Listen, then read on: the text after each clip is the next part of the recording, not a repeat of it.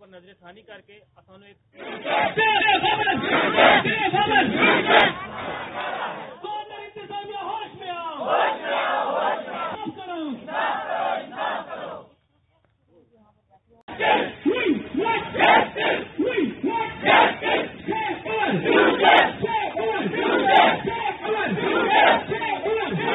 ہمیں ایک clear cut merit پہ لگایا گیا تھا، اور اس کے باوجود ہمیں گورنمنٹ کی جو اور پالیسیز ہیں، ان امپلائمنٹ یوتھ کے جو اسکیمز ہیں ان سے باہر رکھا گیا ہوا ہے. تو ہمیں صرف 2000 مہینے کے نام پہ یہاں پہ لا کے اور ہمارے اس وقت پورا فیوچر جو ہے وہ اس کے ساتھ کھلواڑ کیا جا رہا ہے. اور حکومت ہند سے یہ گزارش کرنا چاہتے ہیں کہ وہ ہمارے لیے کنکریٹ جاب پالیسی تیار کرے. ہماری ابھی لائبلٹی تقریباً سر 25-26 مہینے کی ہے جو پیچھے رہ رہی تھی.